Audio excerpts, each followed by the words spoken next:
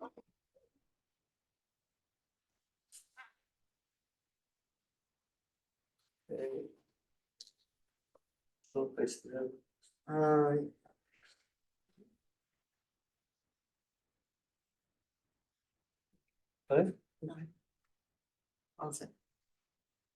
we're going to do a quick introduction. So,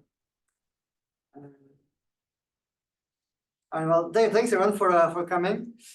So today we have our speaker Leo Violini from the Centro Internacional de Física in Colombia, and he will present the latest developments of the proposal for a second Latin American synchrotron in the Greater Caribbean. So Leo Violini is a theoretical physicist and the director emeritus of the Centro Internacional de Física de Bogotà. He is the recipient of the 2024 Joseph A. Burton Forum Award for establishing programs in physics education and research in Latin America and the Caribbean that increased regional scientific capacity for promoting international scientific cooperation across continents and regions of the world, and for creating the Centro Internacional de Física de Colombia. He graduated from La Sapienza in Rome. So the floor is yours. Please. Thank you, Antoine. So I think I can sit. Yes. It should be okay. Well, thank you very much for the invitation, Antoine. And I'm pleased to be here again after 1 year. 1 year ago, I came and presented the project. Today, instead, I would like to present the balance of 3 years since we originally proposed this project. Well, the situation of the synchrotrons in the world is described in an eloquent way by this slide. There are many synchrotrons in the north, some 60, 70 active, no one in Africa, only one in Latin America, in Brazil. In the south, so it is clear that in the south there is a problem. In the Middle East, there's been an experience, a very interesting experience, that of SESAME.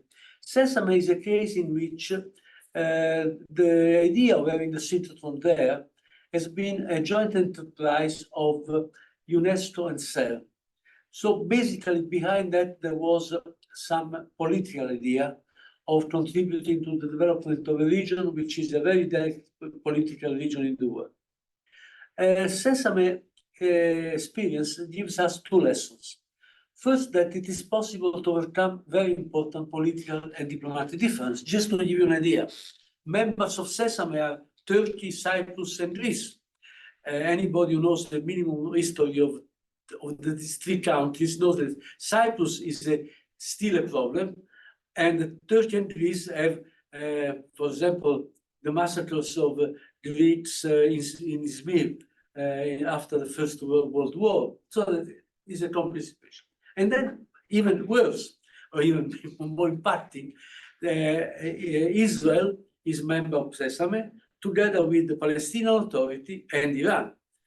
And this project has been supported by United States through the deliberation of the House of Representatives. So it's a very interesting idea of that. The second lesson is that between the moment in which the idea of such a project originates and the starting of operations, it takes about 20 years. In Africa, there is something going on. There is a proposal, the African Light Source, which has been proposed first in 2000, well, 30 years ago, but at development in 2015.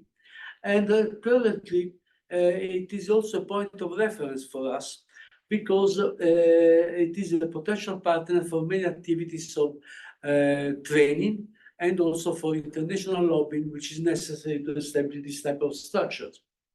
In Latin America, instead, the only example is Sirius, which is interesting nevertheless, because in the case of Sirius, it was built through thanks to the experience of the previous synchrotron, VOV, of the end of the last century, and 85% of it was built by Brazilian enterprises. Our proposal was 3 years ago. Its character is that it is regional for the Greater Caribbean.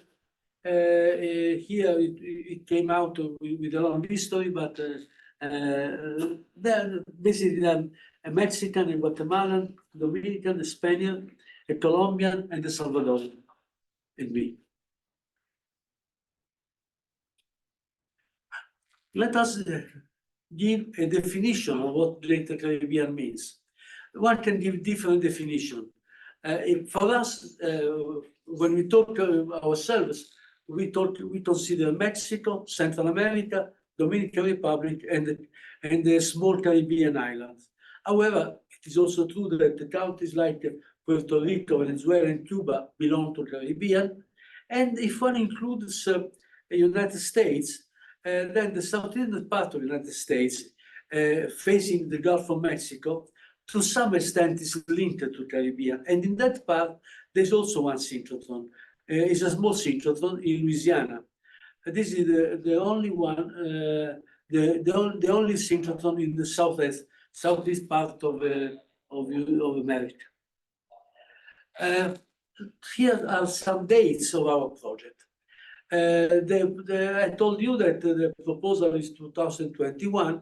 It followed a workshop which I organized in Dominican Republic, in which there were discussion about the importance of this type of accelerator, and so very generic. After that, in the summer, the idea came out, quite strength, and then there have been a number of activities.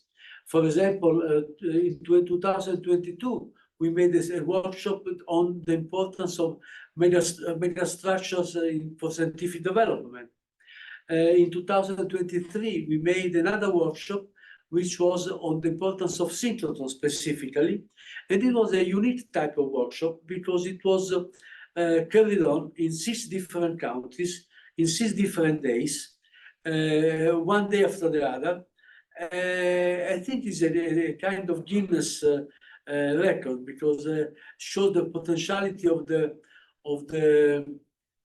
visual connection and so.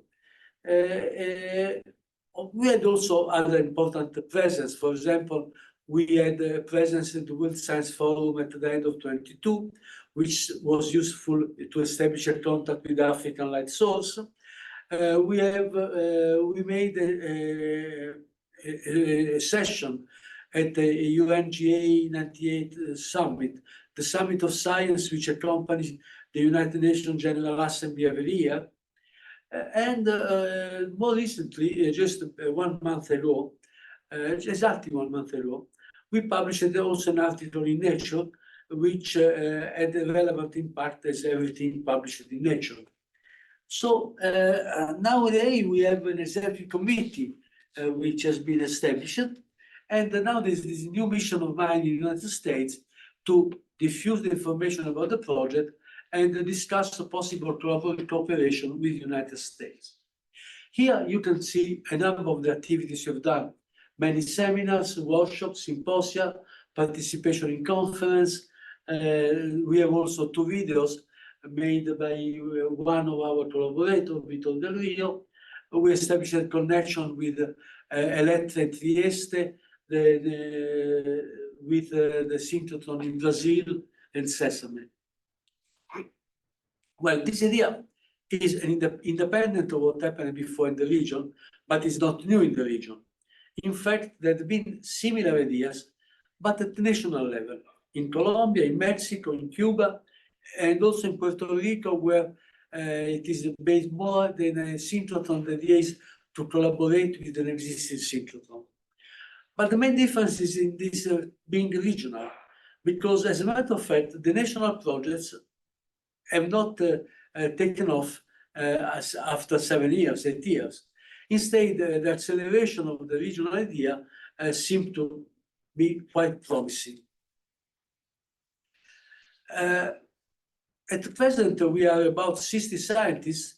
We are organized in 5 committees. There is an research committee. We come from 20 countries. The committees have different functions. clearly the most important ones for the future of the project are the international relation, the financial committee, and also the capacity building, as I tell you in a moment. Also, the scientific technical when the project will materialize. Well, why one wants a synchrotron in the region? Well, synchrotrons are very versatile objects, as you know, and so is the kind of facility that can be very useful for the economic development and the economic structure of this region. So it has implications of social importance in health, in agriculture, in biodiversity. So this is what I would say the political external motivation. However, they contribute to develop scientifically the region.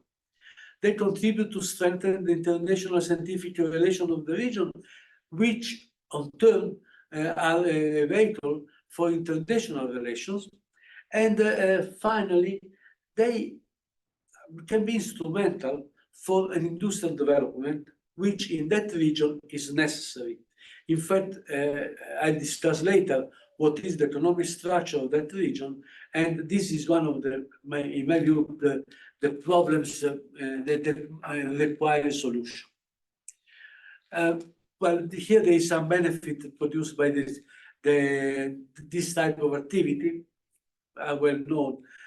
Some are not well known, but for example, the linkage between using more niobium and the fact that this has implied that it made accessible certain medical techniques is not very well known, but is a fact.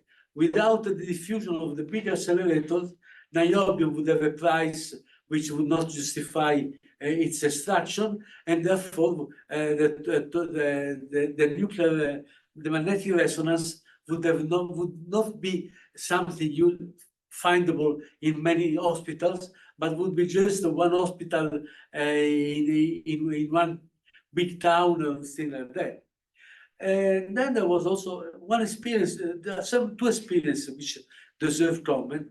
One is what happened with the COVID.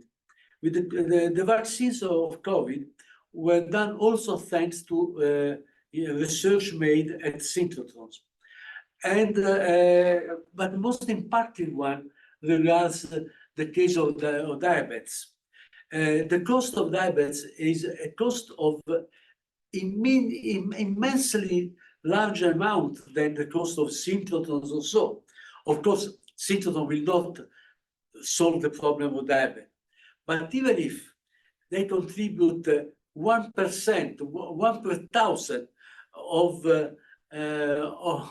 the cost of this, you will see that in the case of Mexico, would be already more than the cost of the 3 synchrotrons during 20 years. And they are very much related to one of the big problems which are faced in this period, the sustainable development. There are 13 goals of the Sustainable Development Agenda, which can be relevant, the use of synchrotron. And they have to do with activities which are tremendous social and economic importance: water, agriculture, the quality of food. And moreover, this decade is the decade of sciences for sustainable development. So it is an opportune moment to discuss these things. But there's more. The problem is that sustainable development is a complex issue. And this requires an interplay of many things: environmental, social, economical, technological factor. It is very important to have a holistic perspective of this. And for this, really, synchrotrons are ideal to do the things. This is a statement made by a guy, the statement is general, But reading that statement, one would say, okay, the consequence is that big scientific infrastructures are essential. What is the situation in Latin America? Probably it should be clear, it should be mentioned how this idea is compatible with the scientific system development in Latin America. In the second half of last century, there were many activities, many initiatives which took place. The Atomic Energy Commission was created, the Science Research Councils were established, the Ministry of Science was established in the last quarter of the century, and also there was a strengthening of National Scientific Society. There was the foundation of the Federation of Latin American and Ibero-American Scientific Society. However, these initiatives are initiatives of structural level, but don't have nothing to do with the need of having infrastructure. Does the infrastructure exist in Latin America? The answer is yes, but it's basically in astrophysics and astronomy. And it is from 75 years, more or less. The first stage was Chacaltaya. Chacaltaya in Bolivia is the laboratory where studying cosmic rays, the pion was discovered. Then there is the observatory of Arecibo, which has just been decommissioned this year, last year. And there are many observatories in Chile, for example. There is the big Auger project. So this project exists, but synchrotrons, again, only one, the one in I was mentioning in Brazil. Okay, here we are in the synchrotron. So an obvious question for people in synchrotron is which kind of synchrotron you have in mind. Well, if one looks at the history of synchrotron, one can see that the technological development which has brought from the first generation to the fourth generation has been a development which is not equally spaced on time. It has been an accelerated development. The first synchrotron was in 47, but then in order to have the third generation, wanted to wait almost 60 years. Instead, between the third and fourth, has been a matter of few years. Therefore, I think we should think about the most advanced techniques. And this is also the trend which is everywhere in the world. It is true that currently there are only 3 synchrotrons which are fourth generation, one in Sweden, one in France, and one in Italy. But it is also true that several synchrotrons, including this one, have put in place the transition to the fourth generation. So that I think this is almost a must. This implies also discussion on energy. Which energy may have in mind for this? On this, I think one can make different reasoning, which can give different ideas. Probably, if one considers the existence of the synchrotron in Brazil, which is a 3GV synchrotron, the fact that most of the interest of the region where we are talking about is a region interested mainly in application to biology, to agriculture, to food, and so on. Probably 1.5 GV, which is more suitable for weak material, maybe more sensible. But anyway, this is something which we decided at some moment. If we ask us in this moment, we would say we think that probably it would be 1.5. But what happens before existing, I will see. The second question is where. Where is important, but not so important until the decision is made. In the case of SESAME, I remember I participated in a meeting in Yerevan in 2001, I think, in which the discussion was not about where to do it. In fact, Armenians were willing to have the synchrotron there. There was some idea of having in Jordan already. There were also other ideas on the table. For the moment being, we must see which is the country which is willing to host the synchrotron. However, one can make an analysis of the existing country. Mexico presents certain advantages. In fact, Mexico was rather advanced in the idea of having a national synchrotron. One state, that of Hidalgo, had offered the land for that synchrotron in Mexico, and so presumably this offer would apply also in the case of our synchrotron. But also a possibility can be considered. Colombia is a possibility. The government is somewhat supportive in size. I say somewhat because there is the word support and the real support, which are not necessarily coherent. But Dominican Republic would be a possibility if an idea of the president to create a city of science, a city of knowledge develops. The president is possibly re-elected next month, so that he is the favorite in the polls, so that it's very likely that he will be re-elected. And also it's also Central American principle.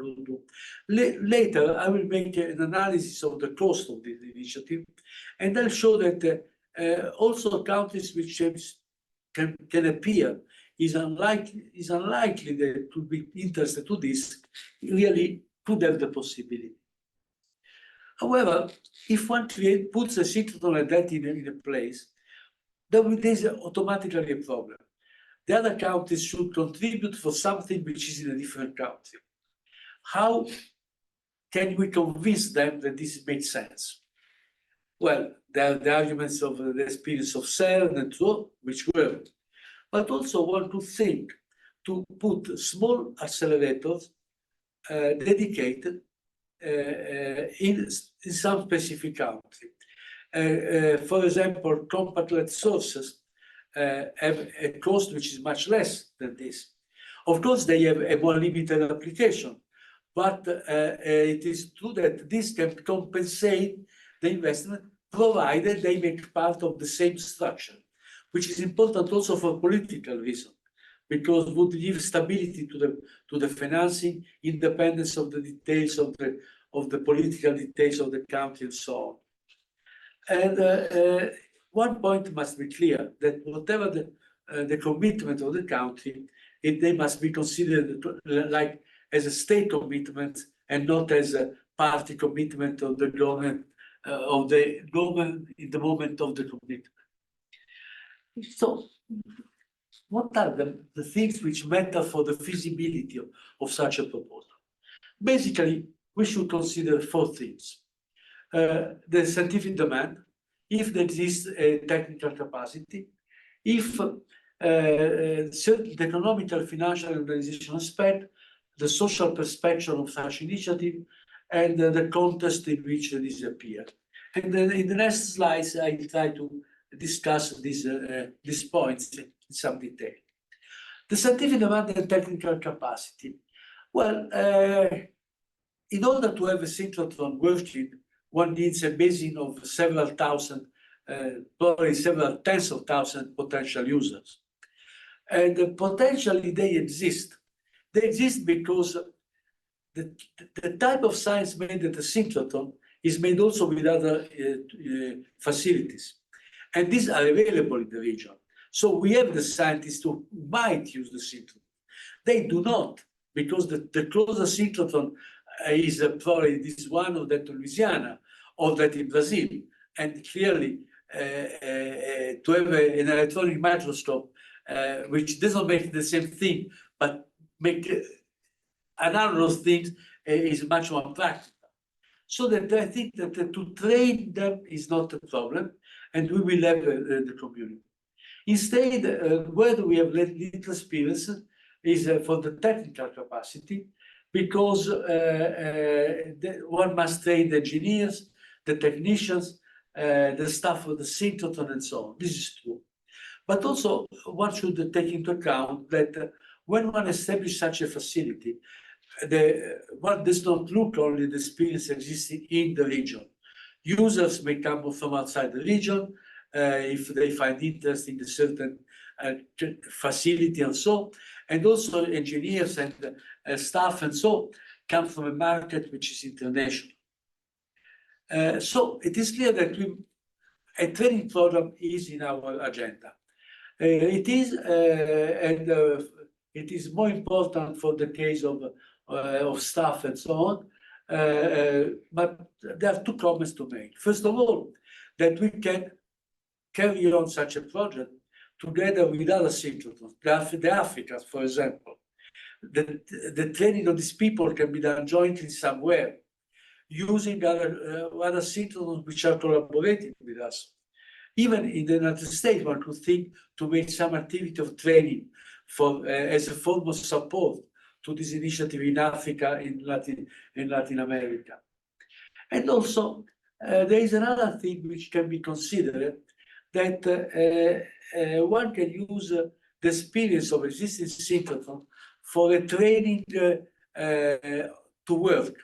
That means that the project in different countries could make agreement with us to receive certain young people or certain young users to learn collaborating in the experiment that they've been lying.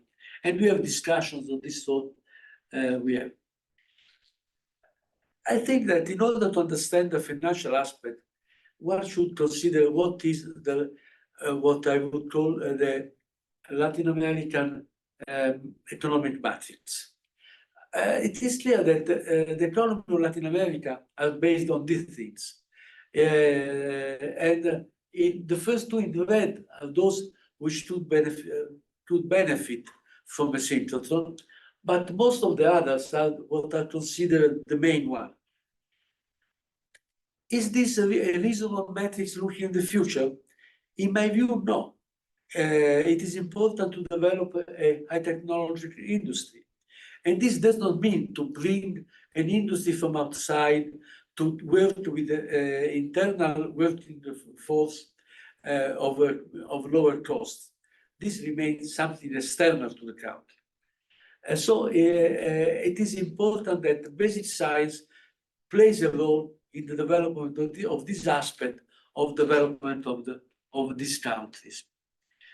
Here there are some data about the economy of Latin America. Without entering in the specific figures, you can see that in the last 10 years or so, these economies have been relatively stagnant, in the sense that the growth which has been seen between beginning of this millennium and 2010 or 12 really stopped after 12 and is basically stable. However, if one looks year after year, there have been many small increases, so that are not bad economies, are economies with difficult conditions, but not more than that. What about science? Here there are some indicators about science, and it is clear that what are the indicators which worry are those in the last column, the percentage of investment in science. You see that in practice, well, the figure of the Dominican Republic is missing there, but it's 0.24. It's missing because it's not published in the UNESCO source. You see that rarely they are above 0.4. They are all below the average of Latin America, which is 0.6. So, but in Honduras or in Guatemala, the figures are ridiculous, are 0.3 per thousand, 0.3 per thousand, 0.4 per thousand. It is clear that these figures must be changed. So this is a serious problem. And if one looks at the structure of that finding, so what discovers? The investment is low, I already mentioned. Also, don't forget that when one talks about the percentage of investment, this is also important if the country is a small country, small population, small income per capita, because automatically the percentage of small is very small. It gives a very small total. And so this makes it difficult to be involved in a big national scientific program. Typically, the main source of funding is a national public source. Private is rare and little, but this is also an area in which one must make an effort. There is international financing, yes, from Development Bank. There is but the Development Bank usually loan money if you have a specific project. So you must agree that the project is relevant for what the Development Bank considers is relevant, which usually are things of immediate economical impact. They are not so interested to attack the structural problem of science in the country. And then there is the cooperation, but cooperation has two pitfalls. One is that cooperation comes from donor countries. Donor countries have their priorities. Their priorities are decided according to their priorities, of course, and not to the interest of the developing country. But second, for many countries, this injection of money is seen as a primary source of financing to science and not as a secondary financing source. So this means that certain financing sources are volatile because it depends on international cooperation and don't affect what must be the guarantee that of the stability of the financing. Well, here is what I wanted to say before. Basically, we estimate that the cost of this is about $1 billion for 20 years. Thinking of 20 years of 5 years of constructions and 20 of activity, which is not too much. And moreover, it will be reduced if, for example, one uses solar energy. SESAME is an example of this. SESAME is fully using only solar energy. And the type of governance may be of different types. What I have in mind is something type CERN, but also the system of ESFR, Grenoble, is a reasonable system. There are many systems which may be considered. What would be the cost per country? This is something I was discussing with Antoine before you arrived. Let us assume that only a standard contribution, that there are no standard contribution. So only depends on the country which have the synchrotron. Well, the member country's contribution could be, as in case of CERN, proportional to the GNP with certain upper limits. And if I assume that all the countries of the region contribute, these are typical values of the percentage, are not tremendous percentage. And they increase a little bit in the case that I only consider the countries which have been involved in our project. Now, but what does it mean? Here is an interesting back of envelope calculation. Let's take Dominican Republic. If I take Dominican Republic, in the highest assumption of the previous calculation, it would have to invest in something of the order of $7.5 million a year. This would mean that its investment in science should increase from 0.24% to 0.26%. And the point is it much or not? Depends.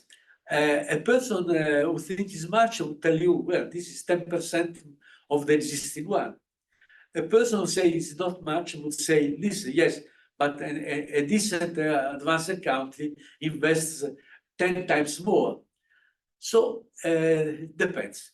And this is object of the political discussion one has to make in order to convince policymakers that this is made sense and is feasible. In any case, this example shows what this in practice means for an average country like the Dominican Republic. This for other countries, like for Mexico, would not be a tremendous amount of money, even in my opinion, even to have a national synchrotron completely financed in Mexico would be in the Mexican possibility, because I did not give you detail, but Mexico accounts for 50% of the GNP of this region, so that practice could assume this. The point is that when you pretend to make investment of this sort, the difficulties come from many sources. And it's very important what is the social perspective of the project. So the benefit must be clear. And the target for this, for the social, are mainly the society and the private sector. The society must understand that certain things are useful by themselves to have a better economy, a better agriculture, a better health, better food, and so on. And then the private sector should understand that their logic of profit benefits from that. That to import goods from an advanced country is rentable in the short term, but in the long term, if one calculates the benefit in the long term, is more expensive than creating national capacity. For this, a role very important should be played by the journalism, scientific journalism. Unfortunately, in this country, scientific journalism is not very strong. There is little tradition for that. So we must rely also on the scientific journalism of advanced countries, which reacts to our proposal and so on. This is what is the main difficulty with the policymakers. The point is that the policymaker, when decides to support science, what has in mind is something of the order of the immediate applications, which can be useful immediately. Unfortunately, certain benefits of science are medium term or long term. They're important, but are medium term and long term. And so there's this myth of the useful science, which, for example, was diffused also in Italy when you were not born, some 50 years ago, with the political interpretation and so, which is very dangerous. The sentence I quoted here of Bernard Doucet is of exactly 70 years ago, but it's still true, and this is certainly a fact. Of course, one could think that for regional activity, regional financing may be a reasonable instrument. But for example, in this case, there is an important proposal which was made mainly by the Guatemalan government, which has been approved in many intermediate steps, but has not yet been brought to the summit of the head of state after almost 8 years of the first approval. This could help, of course, yes. Regional financing could be an instrument for that. Now let's go to the problem of cooperation. And on this, I would like to separate the discussion about United States from others. United States was very important in supporting the case of SESAME. There was a resolution approved by the House of Representatives. For the United States, science diplomacy in Latin America is very important because the pandemic left problems in Latin America. The fact, Latin America converted to use the Chinese vaccines because it was betrayed by the suppliers of the first world, of the Western third world. And the things create a problem. In fact, in my opinion, this is something which is clear to more far-looking policymakers in this country. In fact, at a certain moment, there was an idea of a Marshall Plan for Central America. There was a visit of the Vice President to many countries, having in mind also other problems, but really to try to rebuild a connection with this region. And a similar situation holds also for Africa, where the presence of Russia and China has increased very much in the last decades. So that I think that in certain places of the United States government, these arguments may find an echo. At the Department of State, the Department of Energy, because of the scientific possibility, but the Department of State may be the first interested governmental institution in this country to projects of this sort. And this, to some extent, reflects, in my opinion, in the rejoining of the United States to UNESCO, which could also offer a technical opportunity of, as a vehicle to bring money from the United States to the project without the earmark of the United States at the origin, but knowing that it is from the United States. Then there's Europe. Europe has an association agreement with Central America, which is still missing one approval, that of Belgium. This after many years. They have some program for infrastructure, as important programs of scientific cooperation. There are possibility of bilateral cooperation. Italy, Spain, but also France. France, because if one looks at this region with all its problems, one of the main problems of the region is Haiti. And Haiti is francophone. And in France, l'Agence pour la Francophonie is an agency which is very careful for any country where people speak French. This is well known. So that I think one can find an echo there. And then there are other considerations. For example, there are the so-called development funds. The development funds are basically stable since 20 years, but this means that they reduced 30 or 35% during these 20 years as their value. They could be increased. There is the foreign investment. There are many other possibilities. And if they have to be matching funds to decisions taken by the local government, this could work. When, it is clear the time for the synchrotron are well known to people like you, so that there is no need that they make any comment. Presumably, one could say that if everything goes well, sometimes in the 30s, we might have this synchrotron to work. No, I would say mid-30s, more reason. What are the results, the expected results? There are, first of all, intangible results. They are not surprising to people who are working in synchrotron. The scientific development, the technological and industrial development caused by this, the academic development.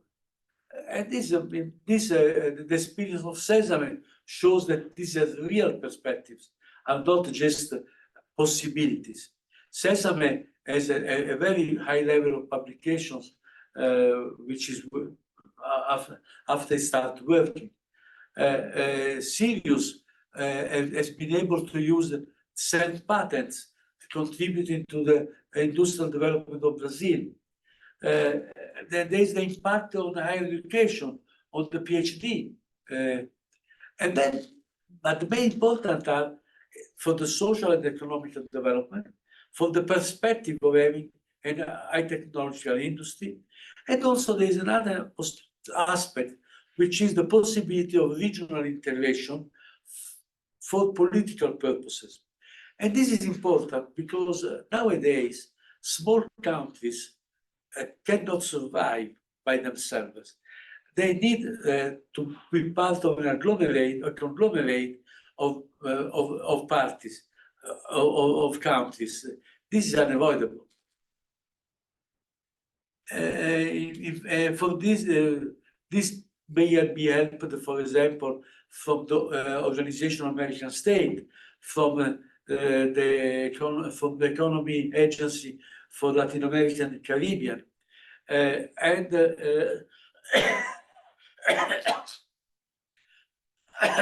have a finished somebody. There's an important thing. Yeah, we're close to time. I don't know. Yeah, maybe we should Well, wrap up. I will finish it. Okay, all right. Then there are the political and science diplomacy benefits, which must be considered, in particular the possibility of cooperation with Africa, the possibility of having a joint resolution of UNESCO supporting this, and the possibility of promoting interregional cooperation. The crucial question, of course, is whether this is reasonable or not in view of the opportunity cost that this type of things involve. The answer is yes, it is true. I think I have no time to elaborate too much this. I just would like to mention to you that one can find answer from policymakers or scientists who say this, and very impactful is this sentence of Bernard Doucet: science is not expensive, ignorance is expensive. But there are also other answers which are less easy, but also true. That health showed that for health, this investment may be done. For education, these are not tremendous amount of money, and the military expenditure in the region is much more than what may be needed for the constructions of a synchrotron zone. Just to give you an example, in 2021, in the Greater Caribbean, the full expense was $20 billion, 1 year. But for the politicians and investors, I would say, look at the return. There is a very interesting book by Massimo Florio, cost benefit of big scientific infrastructure. The return that is tangible and intangible comes from the existing facility, but also from certain indirect effect of industrial development, scientific community growth, and so on. And in the case of the diamond, the British synchrotron, the estimate appearing there sometimes in the web stating that it has been a return of 400%. Maybe it has been inflated, yes, but 300%? Well, where are we now? There is a positive feedback from the scientific community. The synergy with the African-led source is well established. National interest exists. I already mentioned the symposium of last year. We have support from Brazil and Australia. The article we published in Nature had a very big impact. And this is our future roadmap, to create an association to promote the project, to make some further articles, one technical with the feasibility study, diffuse more on the project, establish contact with the international organization, and strengthen interregional contact. On this, I would like to mention that there is another project in Uzbekistan, which has been recently proposed, which very logically could match our matching of African and Caribbean. This aspect is essential in order to strengthen, to increase the probability of reaching our immediate short goal, the UNESCO resolution, supporting this initiative and SESAME in the framework of a big project. And on this, I finished exactly for 3 o'clock, accelerated a little bit in the last part, but not too much.